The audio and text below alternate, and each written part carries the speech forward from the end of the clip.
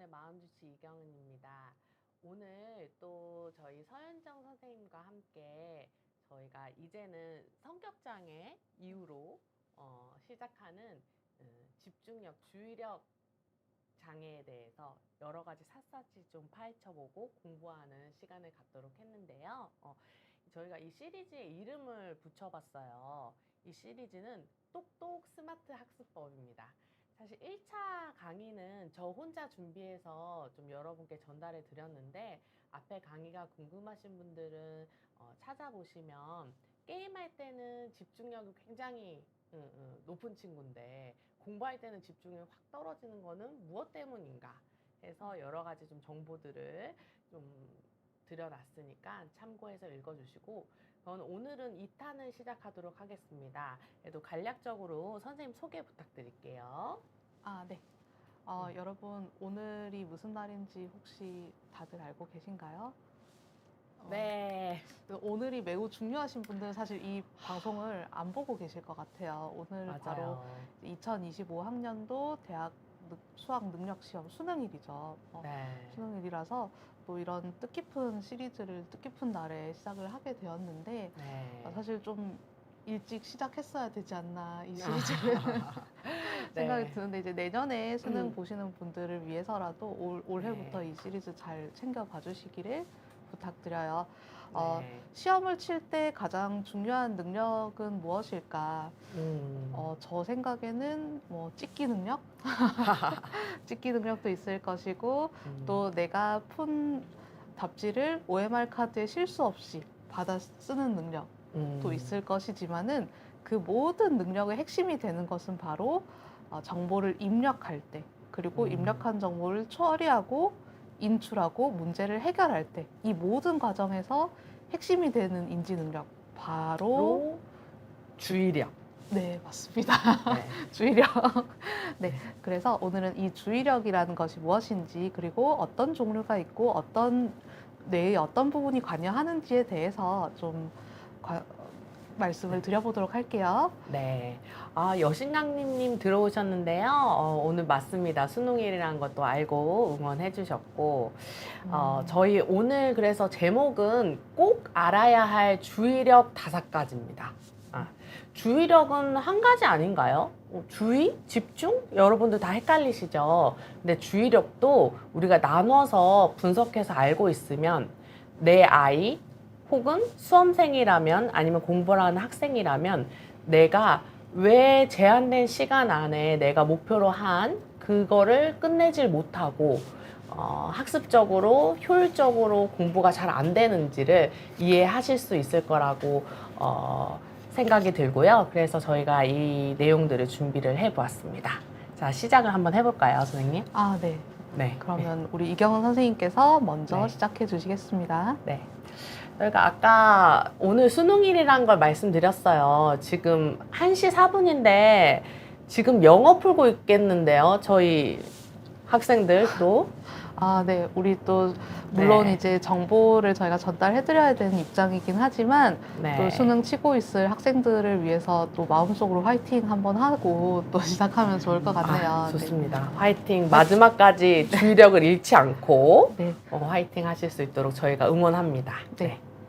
그래서 사실 이번 수능이 좀 특이한 지금 입시 상황이죠. 지금 의대 열풍이 지속되면서 N수생도 역대 최대였었고, 그러면서 사실 여러 가지 혼란 속에서 정치적인 혼란도 사실 있고, 사회적 혼란 뭐 여러 가지 좀 문제들이 있는 상황에 우리 입시생들은 자기의 목표를 위해서 모두 다 열심히 하고 있는데, 네. 자, 보시면은 이렇게 꼭 수능을 앞두고는 많은 허위 광고나 정보들이 유출이 돼요. 특히 수험생한테 도움이 된다 하면은 이게 좋다더라, 저게 좋다더라, 한약이 좋다더라. 제가 한약을 비하하는 건 아닙니다. 그냥 이게 다 특정 그 기능에 도움이 된다더라 이러면서 수험생들을 데리고 있는 부모님들이 많이 좀 제품들을 구매해 주시거나 뭐 아니면은 또 다른 분들은 사실은 이렇게 돼서는 안 되는데 우리의 어떤 ADHD 약이 수험생들한테 집중력에 도움이 된다 하여 사실 정말 먹지 않아도 될 친구들이 처방을 받아서 먹는 경우들이 있죠. 이런 사회적인 논란들이 있는데 혹시 선생님은 이런 부분에 대해서 좀 생각해 보신 적 있으실까요? 맞습니다. 심지어 최근에 대치동 학원가 앞에서 집중력에 도움되는 영양제다라면서 맞아요. 아이들한테 드링크를 건넸는데 그 드링크가 마약이었던, 마약성분이었어요. 맞아요. 아예 마약을 아예 건네면서 그 아이들에게 마약을 줬던 이제 먹였던 맞아요. 그런 사례까지도 있어서 정말 네. 이제는 그냥 뭐 돈을 낭비한다, 뭐 이제 좀 효과 없는 걸 판다를 넘어서 아이들에게 해로움을 끼치는 지경까지 이르게 된 것 같습니다. 맞습니다. 제가 대치동에서 사실은 이렇게 진료를 꽤 오랜 시간 동안 지금 하고 있다 보니까 특히 수험생들이나 학생들을 많이 만나게 되는데 그 친구들의 가장 고민이 사실 집중력이나 지금의 나의 학습에 도움이 된다고 하면은 사실 본인도 그렇고 가족들도 물불 안 가리는 경우들이 있어요. 근데 이런 부분들을 사실 어린 시절부터 이제 학습이 중요해지는 나이 전부터 모든 사람들이 정보를 좀 알고 주의력에 필요한 것들이 어떤 것인지, 주의력은 5가지라고 하는데 그것을 알고 어떻게 조절해야 될지 개념을 갖고 계신다면은 꼭 이런 수능 앞두고 ADHD 치료제다, 뭐 집중력 약이다, 아니면 무슨 뭐 보약이다, 이런 것들에 의지하지 않으셔도 도움이 될 방법들은 여러 가지가 있으니까 오늘 잘 내용을 들어주시길 부탁드리겠습니다.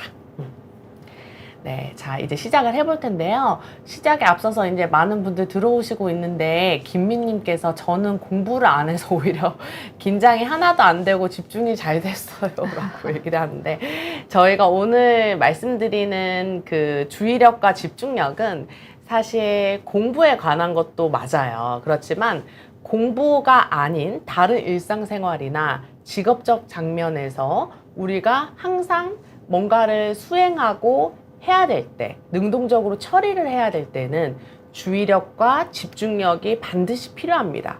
양질의 주의력과 집중력. 그래서 그것에 대해서 좀 집중하면서 또 들어보도록 하겠습니다. 자, 여러분, 일단 주의력 강의라고 하니까 주의력이 무엇인가? 그래도 좀 말씀을 드리면 주의력은 환경의 특정 정보나 자극을 능동적으로 처리하는 거예요.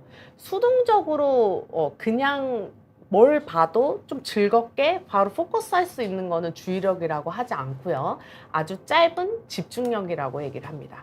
하지만 우리가 주의력이라고 하면 애를 써야 된다는 거죠. 그러니까는 더 쉽게 얘기해서 비자발적이라는 거죠. 비자발적으로 애써서 능동적으로 뭔가를 처리하는 능력인데 이게 동시에 관련 없는 정보나 외부의 어떤 시각적, 청각적 방해되는 자극에서 물러나는 능력을 이야기하기도 합니다.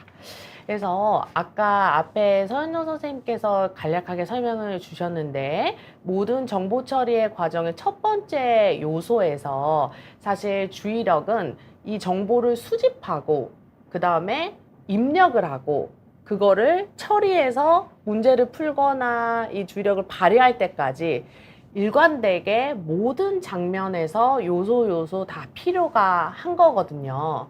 그래서 일상생활에서 예를 들어보게 하면은 가장 쉽게 얘기하는 거는 우리가 다음날 역사에 대한 그 시험 공부를 해서 시험을 푼다 했을 때 우리 막 언제 임진왜란이 일어났고 이런 것들 다 외우잖아요. 그래서 그거를 필수적으로 막 이렇게 쓰면서 암기하거나 달달달달 외우는 거. 그것도 주의력이 맞고요. 그래서 기억 생성에 필수적인 정보에 집중할 수 있게 하면서 암기를 하는 능력. 그다음 두 번째는 공부를 해야 되는데 사실 바깥에서 공사를 하는 거예요. 공사를 하면 시끄러운 소음이나 진동이 들리잖아요.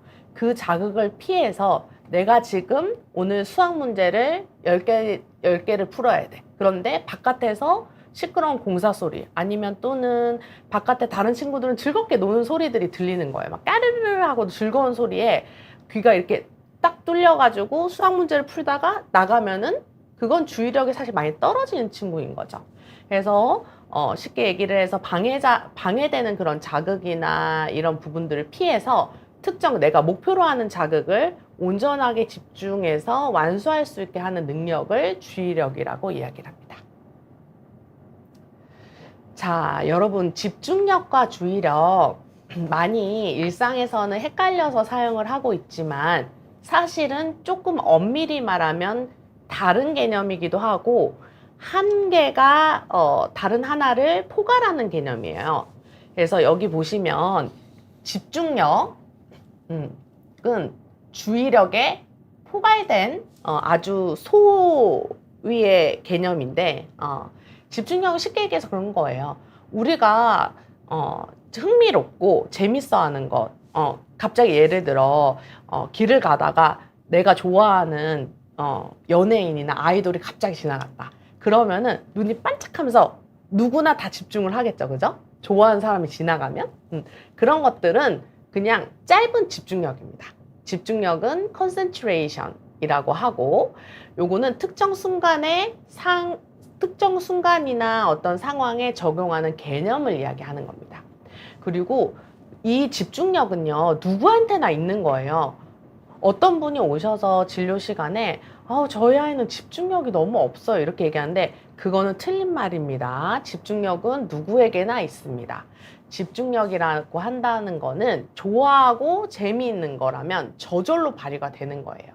그래서 고위 차원의 이제 고차원의 그런 주의력이 떨어지는 친구들도 집중력, 자기가 좋아하는 게임이라든지 뭐 아이돌 덕질이라든지 이런 것들은 막 몇 시간이고 그냥 밤새서도 하는 거예요. 그렇기 때문에 그런 집중력은 수동적이고 좋아하고 재밌는 거는 그냥 저절로 자동적으로 발휘가 되는 개념이고 근데 이게 또 조금 아쉬운 점은 이 집중력이 너무 좋아하는 것에 딱 쏟아지게 되면 관심을 가져서 지금 사실은 수학 문제를 10가지 다 풀어야지 다음 스텝을 나갈 수 있는데 숙제를 마무리하고 학원을 갈 수 있는데 그 관심을 가져야 할 다른 것을 놓칠 수 있기 때문에 그것은 사실 더 능동적이고 비자발적인 에너지가 들어가야 되는 거거든요. 그걸 우리는 주의력이라고 하고요. 이 주의력 어텐션이라는 개념은 다양한 주의 과정을 포괄하는 능력치를 이야기합니다. 그렇기 때문에 어떤 과제와 목표를 완수하기 위해서 뭔가를 선택하고 그거를 필요치 않으면 다른 더 중요한 것에 전환하고 그리고 오랜 시간 동안에 유지할 수 있는 지속 능력을 모두 이야기하고 있습니다. 자, 그래서 저희가 이제 이 주의력과 집중력의 개념에 대해서 이해를 하셨을까요, 여러분? 네. 이 주의력이 그러면 좀 더 고차원적인 집중력이라고도 볼 수 있는 건데 이 주의력을 그러면은 어떻게 분석해서 이해를 해야 될까에 대해서 강의를 다시 지속해 보도록 하겠습니다. 자, 일단 기능에 따라서 우리가 주의력을 드디어 이제 분류를 할 수 있습니다. 5가지로 나뉘거든요. 첫 번째는 초점 주의력이고, 두 번째는 선택적 주의력, 선택 주의력이라고 하고요. 세 번째는 지속 주의력, 네 번째는 전환 주의력, 다섯 번째는 분할 주의력입니다. 와, 주의력에도 이렇게 5가지나 개념들이 나누어져 있고 이거를 분석해 볼 수 있다니 좀 여러분 새롭게 좀 와닿으시죠? 실제로 저희가 진료하는 장면에서는 정말 주의력이 떨어지는 친구들은 이 5가지를 다 분석할 수 있는 여러 가지 검사들도 있거든요. 그래서 이것들에 대해서 이해하기 위해서 하나씩 개념을 알려드리도록 하겠습니다. 자, 초점주의는 영어로 focused attention입니다. 말 그대로 초점이에요. 초점. 그래서 중요하다고 생각하는 거에 딱 집중할 수 있는 겁니다. 주의해야 될 자극이나 정보가 딱 주어지는 거예요. 그거에 초점을 맞춰서 집중하는 거죠. 그것을 이제 저희가 초점 주의력이라고 하는데, 주의가 갑작스럽게 특정 감각에 대해서 이제 기울여지는 건데 즉각적으로 반응하는 거예요. 예를 들어서 자, 여기 땡땡아, 여기 칠판 좀 볼래? 이렇게 딱 했을 때 땡땡아라는 청각적인 주의력을 아이가 듣고 바로 딱 집중하는, 포커스 돼서 여기서 볼래? 이 보는 거를 집중하는 거. 이게 초점 주의력이라고 얘기를 하는데요. 이걸 관련 행동들을 좀 예를 들어보면 정말 중요한 걸 계속 놓치는 거예요. 제일 중요하다고 해서 이야기하고 이거 여기에 집중해봐, 이거 봐 이렇게 얘기했는데도 중요한 예를 들어 수학 문제를 풀 때에도 이제 그 행동하지, 예를 들어서 그 수학 문제에서 지문에서도 이게 이렇게 교집합인지 요렇게 들어가는지 이런 것들도 이제 거꾸로 이게 스킵해서 중요한 것들을 포커스하지 못하고, 그리고 언어 지문에서도 중요하지 않은 것을 고르시오, 중요한 것을 고르시오 라고 하는 거 되게 중요한 거잖아요. 근데 그런 부분들을 탁 스킵해서 초점 주의력이 떨어지면 그게 떨어지는 거죠. 그러다 보니 자신의 아이들이 이제 요구에 정확하게 반응을 못 하는 거예요. 지시 속도에 굉장히 느린 반응들을 나타나기도 합니다. 그래서 어머님들이 아유 우리 애는 정말 중요한 것만 계속 놓쳐가지고 왜 그런지 모르겠어요 이렇게 얘기하는데, 그런 친구들은 초점 주의력이 떨어지는 거예요. 초점 주의력. 그리고 두 번째, 이제 셀렉티브 어텐션, 선택 주의력입니다. 말 그대로 선택 주의력이에요. 선택 주의력인데, 특정 상황에서 중요하다고 생각하는 선택적 자극이나 정보를 우선적으로 받아들일 수 있어야 하는 거거든요. 쉽게 예를 한번 들어볼게요. 쓸데없는 거에 집중하는 아이들이 많이 이제 예시를 들어드리는데, 아까 제가 앞에도 얘기를 했듯이 선택주의력은 내가 이제 수학 문제를 10개를 풀어서 이제 끝내고 이제 학원을 가야 된단 말이죠. 그런데 이제 바깥에서 너무 시끄럽게 즐거운 소리가 들리는 거예요. 다른 친구들이 와서 내가 좋아하는 다른 친구 목소리도 들리고 막 까르르 이렇게 소리가 들리니까 이 아이는 선택적인 주의력을 발휘해서 지금 수학 문제에 집중을 해야 되는데, 이 쓸데없는 다른 친구들의 목소리에 이제 집중이 쏠려가지고 쓸데없는 거에 집중을 해버리면 선택적 주의력을 발휘하지 못한다라는 거죠. 그렇고 또 한 가지 또 예를 들어드리면, 친구와 얘기하다가 무슨 얘기를 해요. 근데 항상 꼭 애들이 얘기의 주제를 이 얘기를 하다가 이 얘기의 마무리가 돼야 되는데, 이 얘기를 하다가 갑자기 막 공부 얘기를 했어. 오늘 수능 시험이 어땠고 저땠고 막 이렇게 얘기하다가 야 근데 우리 집에 게임팩 있는데 되게 재밌는데 그거 하러 갈래? 이렇게 되는 친구들 굉장히 많이 보셨을 거예요. 그리고 아이들 중에서도 우리 아이가 왜 이렇게 주제를 벗어나는 이야기들이 빙글빙글 돌지? 이러는 친구들은 선택주의력이 떨어지는 거죠. 사실 그래서 선택주의력이 유지가 되려면 선택한 정보를 처리하는 과정에서 방해가 되는 자극들을 우리가 무시하고 그리고 억누를 수 있어야 돼요. 그리고 제거할 수 있어서 내가 목표로 하는 거에 선택적으로 집중할 수 있어야 합니다. 그래서 이것도 굉장히 중요한 개념이고요. 세 번째로 이제 지속주의력, 이거를 우리는 sustained attention이라고 하고 집중력이라고 하는데, 쉽게 얘기해서 그냥 짧게 집중하지 않고 길게 지속적으로 집중을 하는 거예요. 보통 이제 서울대학교를 바탕으로 해서 연구를 한 결과 만 5세가 지나면은 집중력, 이제 지속주의력이 30분은 있어야 된다고 하거든요. 그래서 초등학생 수업 시간이 40분을 수업을 하고 10분을 쉬잖아요. 그런 것처럼 인간이 태어나서 5살만 되면은 어떤 걸 목표로 해서 30분은 집중적으로 거기에 에너지를 쏟을 수 있어야 합니다. 그래서 주어진 과제에 지속적으로 주의 집중을 기울이는 능력이라고 하는데, 시간 문제와 관련이 있는 거죠. 근데 뭘 해도 그래서 진득하지 못한 아이예요. 예를 들면 엄마들이 이렇게 와서 이렇게 얘기해요. 선생님, 우리 애는 집에서 공부할 때 거의 냉장고를 10번, 20번을 막 열었다 닫았다 해요. 공부 막 5분 하고 문제 하나 풀고 나와서 물 마시고, 5분 하고 나와가지고 또 냉장고에 뭐 먹을 거 없나 물어보고, 또 10분 하고 나와가지고, 테레비에 뭐 하는지 물어보고, 이런 식으로 뭘 해도 집중력이 길게 못 가요. 그리고 실증도 되게 잘 내는 거예요, 이런 친구들이. 예를 들어서 꼭 공부뿐만이 아니라 뭔가 취미를 배워요. 취미를 배워도 취미라는 것도 내가 즐거움을 느낄 때까지 배우는 시간이 있는 거잖아요.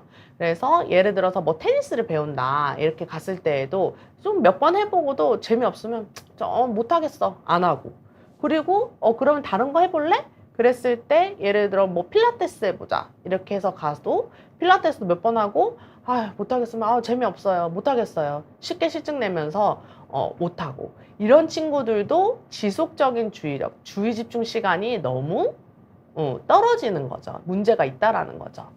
그리고 또 한 가지 예로 뭘 하는데 되게 오래 걸리는 애들이 있어요. 예를 들어서 지금 언어는 끝났을 텐데 수능 언어가 지금 80분이잖아요.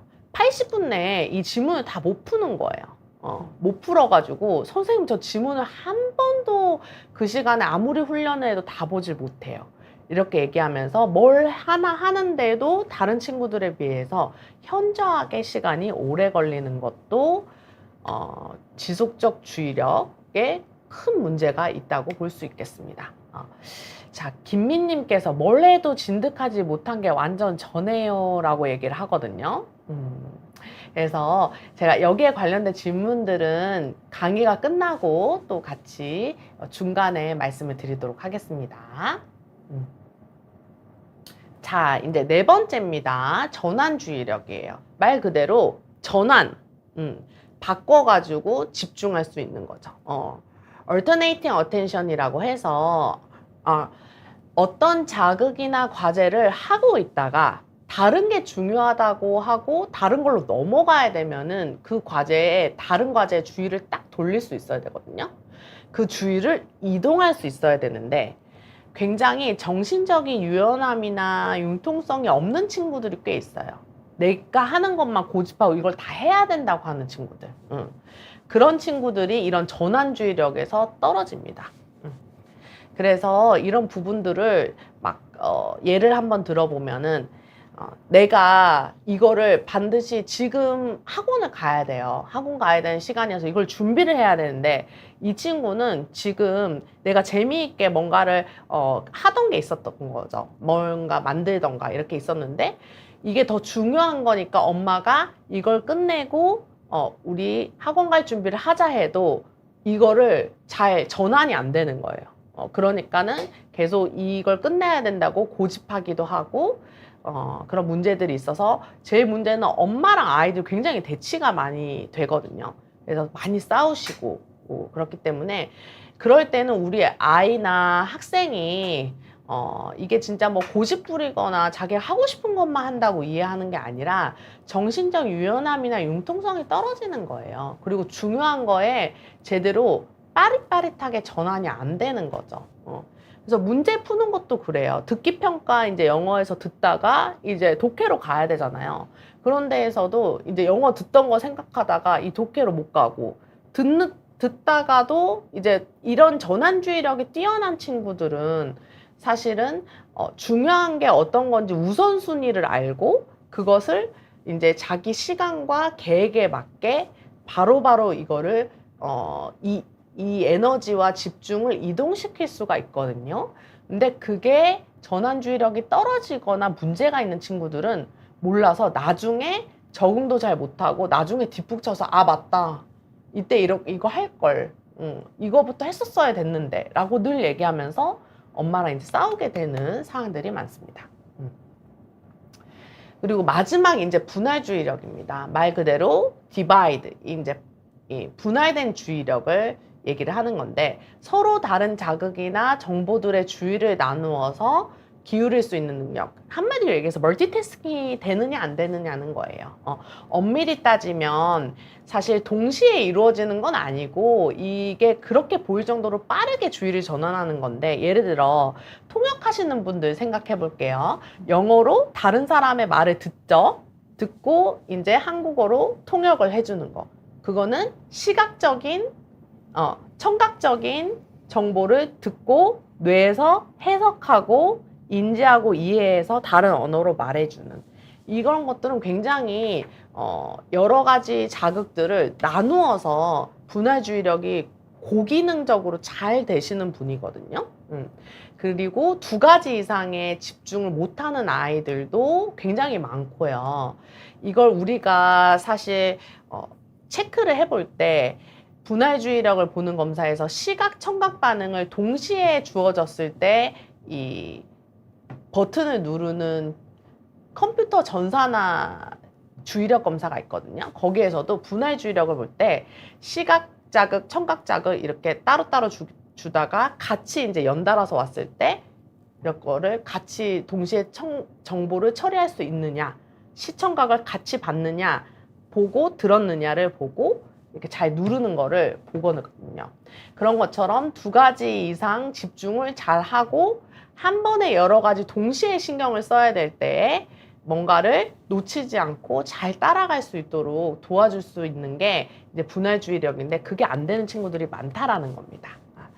자, 여기까지가 5가지 제가 주의력에 대해서 설명을 드렸는데요. 이제 질문 좀 받고 넘어가도록 하겠습니다. 네, 김민님께서 일본에서는 포도당이 들어간 캔디를 먹으면 집중력이 향상된다고 TV 광고도 하고 그러는데 포도당이 집중력 향상에 도움을 주나요? 라고 물어보셨네요. 네.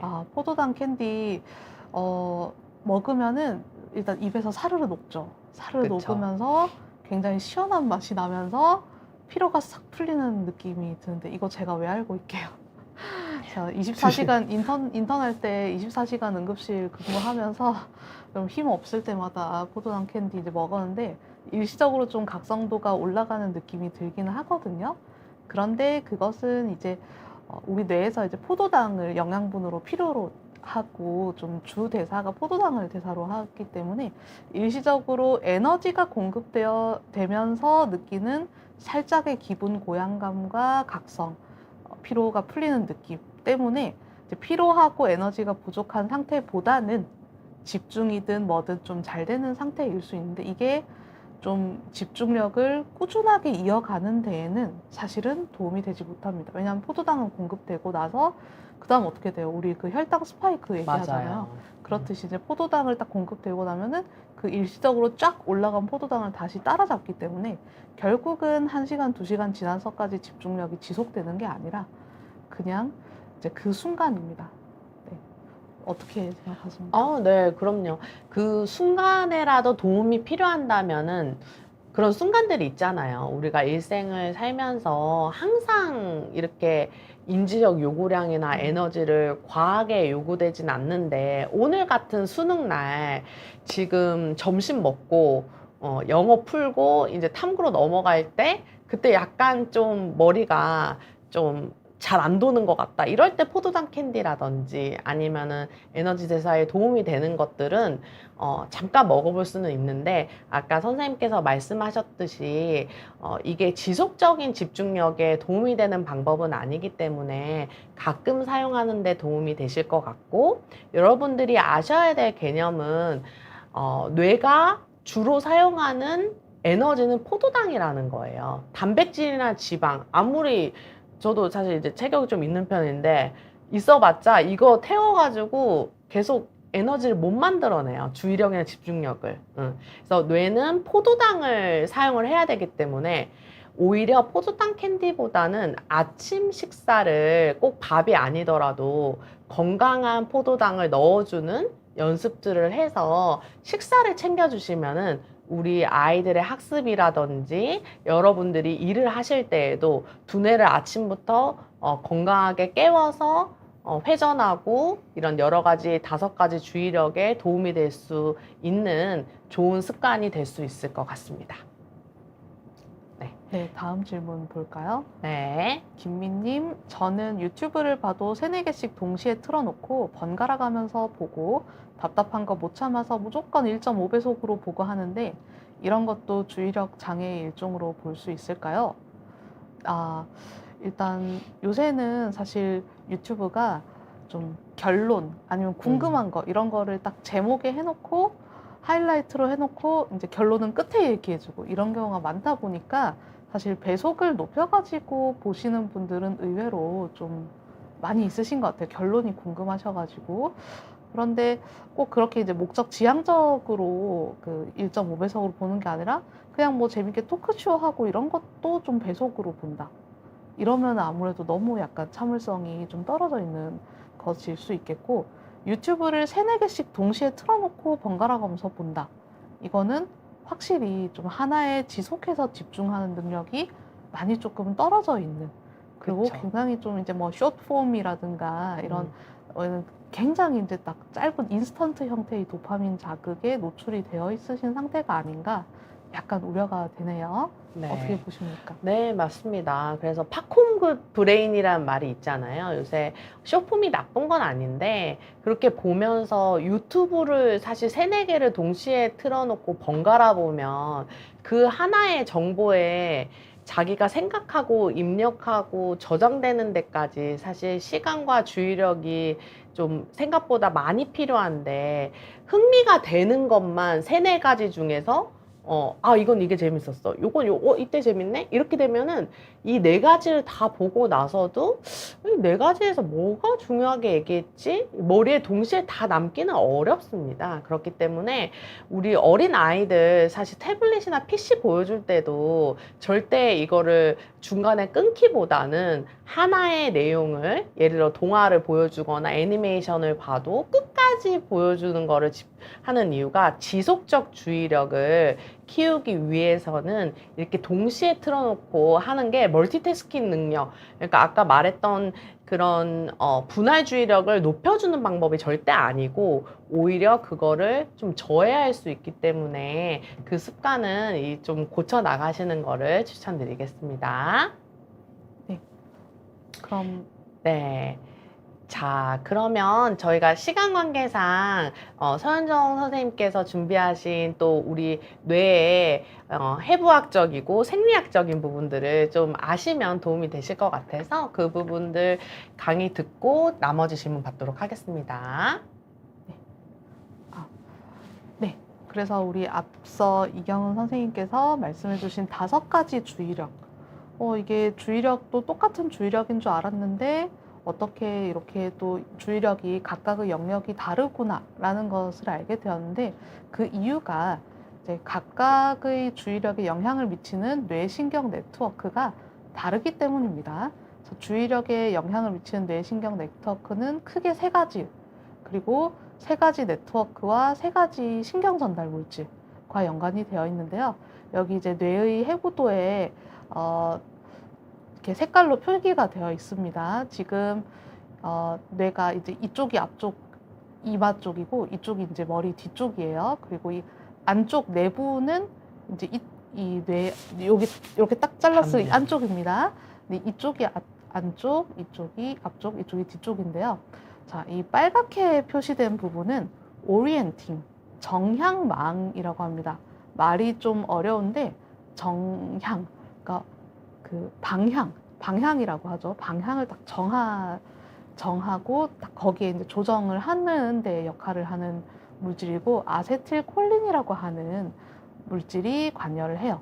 아세틸콜린이라고 하면은 혹시 좀 관심이 있으신 분은 들어보셨을 수도 있는데, 우리가 치매약, 치매 예방 이런 데에 관심도가 높아지는 물질이 바로 아세틸콜린이거든요. 전반적인 그런 인지 능력을 이제 담당하는데, 그래서 치매 환자분들이 아세틸콜린이 이제 점차 활성이 떨어지면서 처음엔 기억력이 깜빡깜빡 하시다가 나중에는 막 여기가 어디야, 막 사람도 못 알아보고 누구요, 막 이렇게 하면서 막 이렇게 그 내가 여기 지금 어디 있고 여기가 언젠지 어딘지 또 이 사람 누군지 이런 오리엔테이션 방향을 잃어버리게 되는데 그거와 관련돼 가지고 주의망 네트워크가 작용을 해요. 그리고 또 하나는 이제 경계망. 그래서 사람 이제 alert라는 게 우리 뭐 주의 이렇게도 있지만은 딱 이제 깨어 있다, 뭐 의식이 깨어 있다 이런 얘기도 이제 있거든요. 그러니까 사람이 막 졸리고 막 각성이 흐려지고 이러면은 집중력이 떨어지겠죠. 그 딱 경계 태세, 딱 깨어 있는 자세를 유지할 수 있도록 하는 데에는 노르에피네프린 여기에 적혀 있는 초록색 망이 관여를 합니다. 그리고 이 제일 중요한 도파민, ADHD가 있을 때는 도파민이 중요하다. 그리고 또 우리가 흥미로운 거에 도파민 나온다 이런 얘기를 하는데 이제 집행, 이러한 각성 상태에서 내가 딱 받아들이는 그 정보 중에 어떤 게 중요한지에 따라서 이 온 오프, 집중의 온 오프, 그리고 신경 끌 거, 신경 쓸 거 이런 것들 우선순위 이런 것들을 정하는 네트워크가 이제 집행주의와 관련된 네트워크고요. 보시면 제가 아까 이쪽이 앞쪽이라고 했는데 이 파란색 영역이 굉장히 이제 넓게 있으면서 머리 앞쪽에 다 몰려 있죠. 그리고 경계망 이쪽도 제일 앞쪽은 아니지만은 사실은 이제 앞쪽 중에서 살짝 이제 옆쪽, 가쪽 이런 데가 작용을 하는 것입니다. 그리고 손해도 집중력에 작용을 해요. 그래서 다시 한번 각각 설명을 드리면요. 네, 이제 우리가 연극을 보면은 무대에 사실 뭐 배경에 뭐 산 그림도 있고 등장인물이 뭐 왼쪽 오른쪽 가운데 있고 하는데 이 가운데 사람이 말을 할 때 무대가 캄캄해지면서 가운데 사람한테만 핀 조명이 탁 떨어진다. 그러면 우리가 어떻게 되죠? 그 사람만 보이고 그 사람이 말하는 것만 좀 보게 되죠. 그래서 내가 주변에 여러 소음도 있고 뭐 노랫소리도 있고 다 있어. 막 뭐 에어컨 소리도 들리고 자동차 소리도 들리고 하는데 내가 내 눈앞에 내 앞에 1m 앞에 앉아 있는 사람의 얼굴을 쳐다보면서 그 사람의 목소리를 듣는 것, 나는 이 정보에 집중할래 하는 게 정향망이 하는 역할입니다. 다양한 자극과 정보를 탐색하는데 그 중에서 내가 주목할 정보를 핀 조명을 탁 떨어뜨리는 그런 것이 바로 정향망이 관계하는 그런 주의력 영역이고요. 초점 주의력에 해당합니다. 그런데 우리가 핀 조명이 여기 탁 떨어지는데 그와 동시에 다른 부분이 어두워져야 연극 무대에서 그 핀 조명을 받은 배우한테 주목하게 되죠. 쓸데없는 자극. 지금은 내가 자동차 소리, 에어컨 소리에 신경을 끌게 하는, 그러면은 나는 이거는 신경 끄고 이거는 신경 쓰고 이렇게 이제 선택한 자극 정보에 주의 집중하는 상태를 유지하는 거. 그래서 그 상태가 계속 이어지도록 하는 게 경계망의 역할이고, 지금은 여기에 주목하고, 근데 방금 그릇 깨지는 소리 났어. 잠시 봤다가, 별거 아니네. 다시 여기에 집중하자. 이런 식으로, 내가 주목해야 될 자극의 우선순위, 그리고 돌발 상황에 대처하는 왔다 갔다 할 수 있도록 조절하는 체계가 바로 집행과 관련된 부위입니다. 네. 그래서 아까 5가지 주의력 이경은 선생님께서 설명을 해주셨는데 초점 주의력은 어디에 해당합니까? 바로 여기 정향망, 아세틸콜린이 관여하는 신경 네트워크에 관련이 있고요. 그 다음에 이제 지속 주의력, 계속해서 주의를 집중하고 딴 생각 안 하고 또 안 졸고 계속 수업을 듣게 만들고 공부를 하게 만드는 힘, 이것은 경계망, 노르에피네프린하고 관련이 있습니다. 그런데 이제 노르에피네프린, 경계망하고만 관련이 있는 게 아니라 집행력과 관련된 부분도 관여를 해요. 왜냐하면은 내가 머릿속에 딴 생각이 들었어.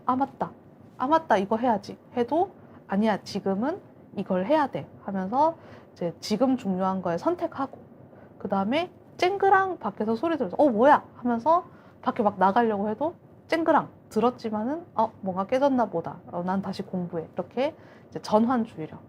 그리고 또 내가 이제 시험 문제를 막 풀고 있지만은 뭐 시험관이 뭐 5분 남았습니다. 뭐 이렇게 얘기할 때 그 소리를 듣고 또 내 문제 자극에 집중하고, 그 다음에 또 영어 듣기를 하면서 들으면서 지문 1, 2, 3, 4, 5번에 뭐에 해당하나 이렇게 하면서 주의력을 일부 분할하는 능력, 이런 부분들이 집행과 관련이 있고, 이러한 집행 능력이 내가 지금 집중해야 될 것의 우선순위를 정함으로써 지속 주의력이 계속 지속될 수 있도록 해서 경계망과 집행주의의 그 네트워크가 둘 다 관여했을 때 집중을 오래 그리고 건강하게 지속할 수 있는 것입니다. 지속 주의력은 그렇기 때문에 학습, 기억 등의 다른 인지적 과정의 기반이 되게 되고요.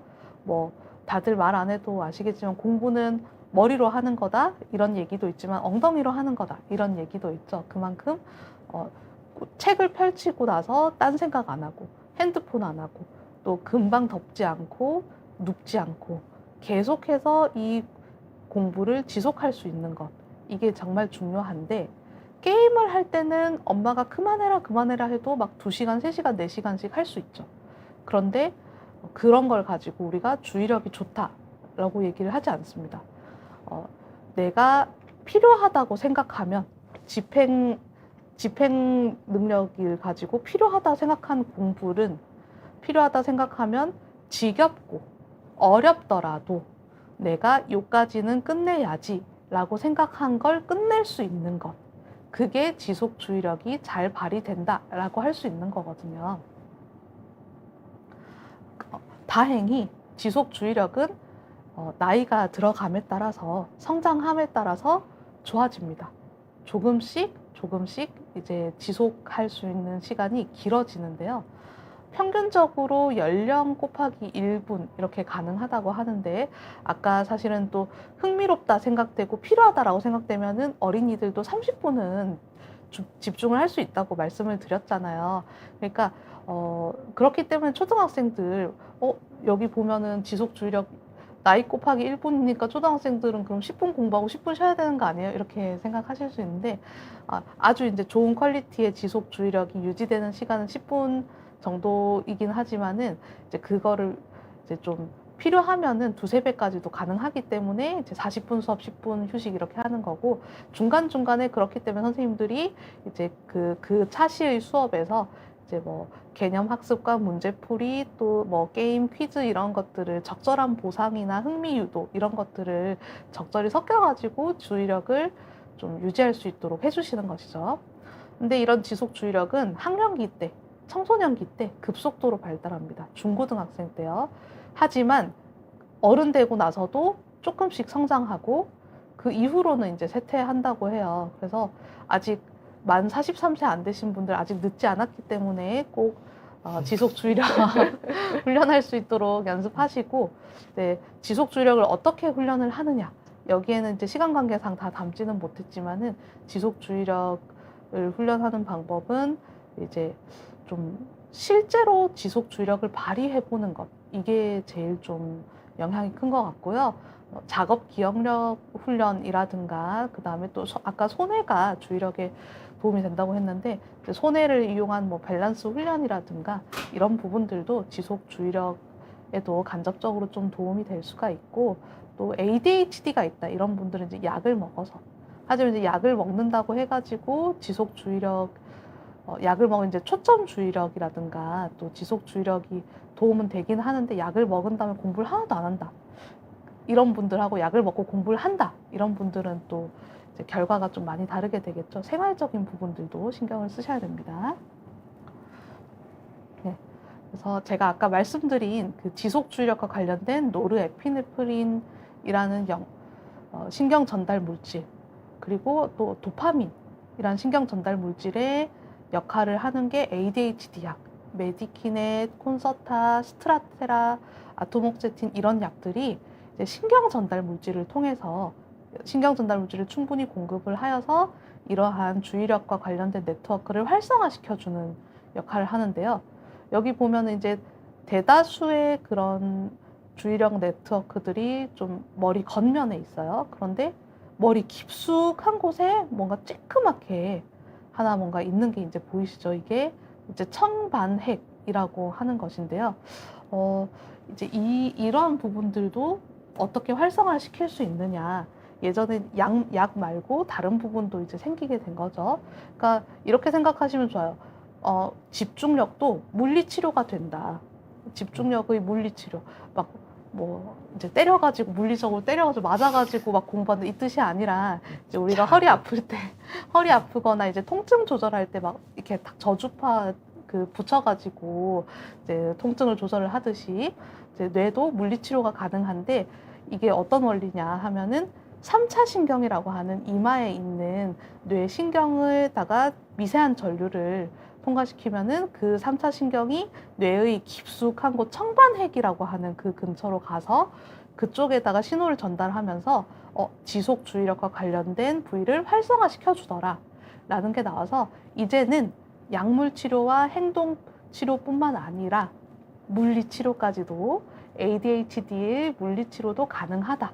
실제로 미국 FDA에서는 승인을 받았습니다. 어린이들의 ADHD 치료로.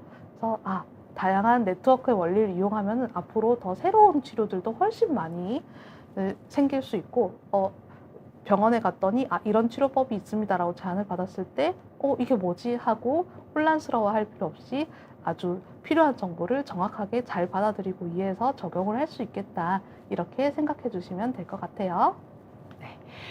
네, 너무 우리 서현정 원장님께서 좀 어려울 수 있는 개념인데 이제 깔끔하게 이게 도식화하고 이미지화해서 쉽게 예를 들어 설명해 주셔서 저도 좀 더 쏙쏙 더 잘 들었던 것 같습니다. 그리고 마지막으로 이제 저희가 이런 ADHD나 주의력 문제 때문에 약만 먹는 게 아니라 이게 환경적 컨트롤이나 본인이 지속적 주의력을 유지하기 위해서 노력을 해야 된다라는 그런 훈련, 그거에 더불어서 더 또 상위 개념일 수 있고 새로운 개념이죠.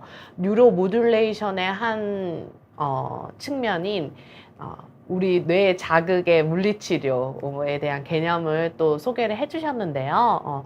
그래서 이런 여러 가지 새로운 정보들이 우리 구독자분들께 많이 필요할 것 같아요. 네, 그래서 이제 저희가 강의를 마무리함에 있어서 또 마지막 질문 받고 오늘 강의는 좀 마무리해 보도록 하겠습니다.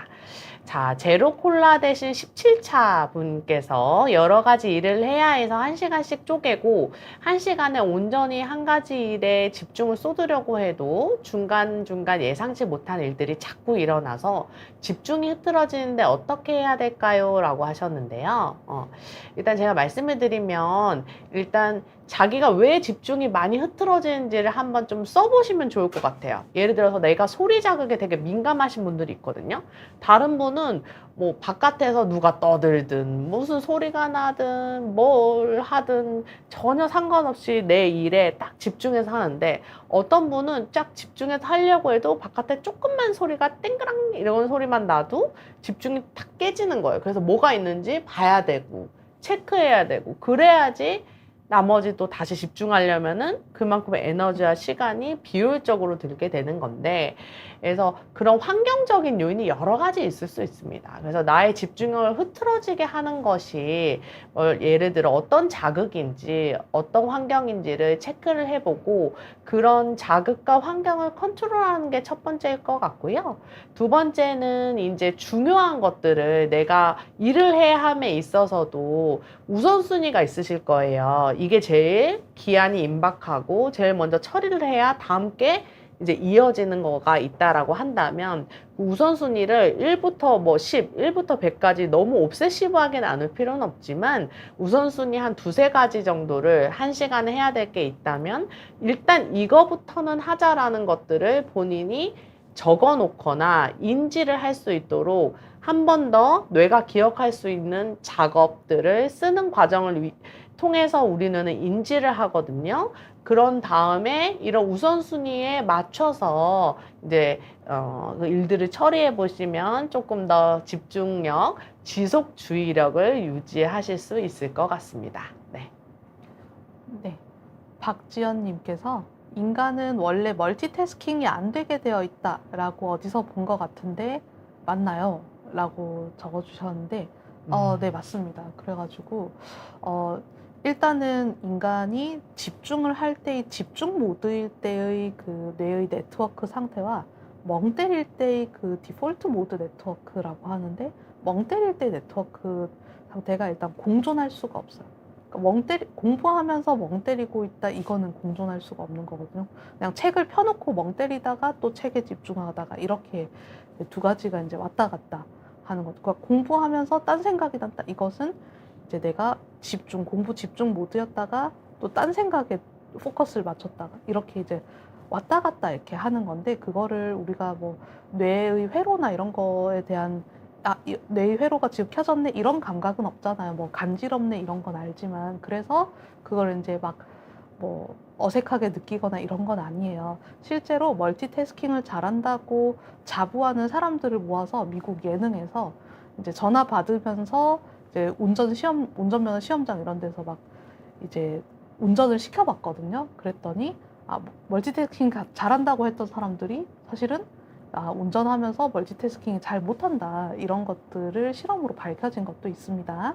네. 자, 시간 관계상 질문 마지막으로 받겠습니다. 김기성님께서 지능검사 웩슬러에서도 집중력이나 주의력을 평가하나요? 지능이 집중력, 주의력과 관련이 있나요? 라고 하셨는데요. 네, 평가를 하고요. 거기에 이제 웩슬러 같은 경우는 지금 사판 기준으로는 4가지를 체크를 합니다.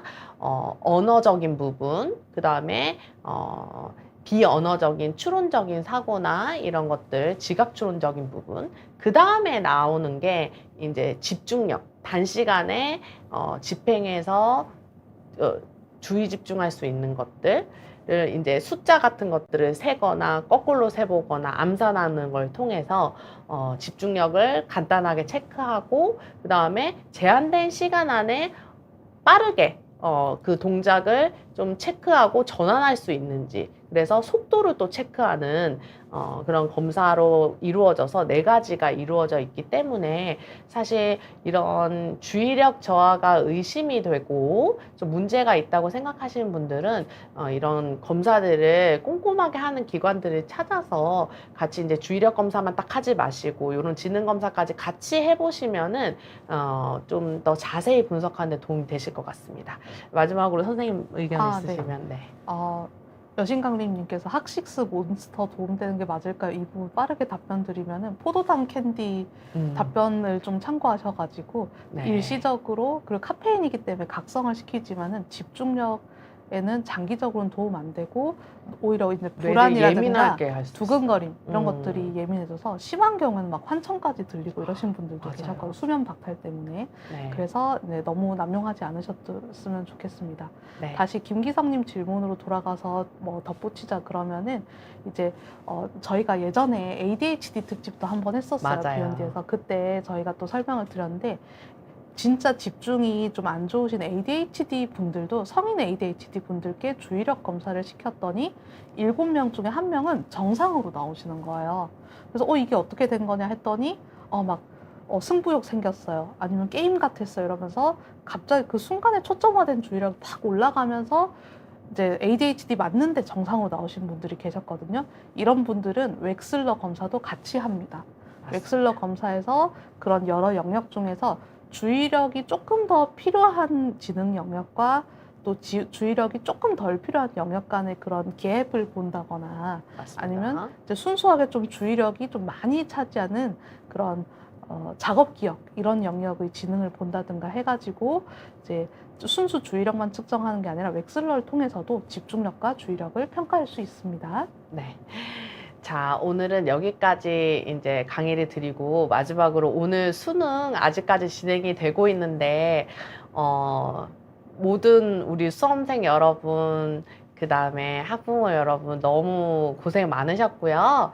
저희 이제 공부를 떠나서 또 다른 일상생활에서도 필요한 이 주의력들에 대해서 앞으로도 계속 관심 가지고 저희가 한 달에 한 번씩 시리즈로 찾아뵐 예정이니 다음에도 시청해 주시길 바라겠습니다. 네, 감사합니다. 감사합니다.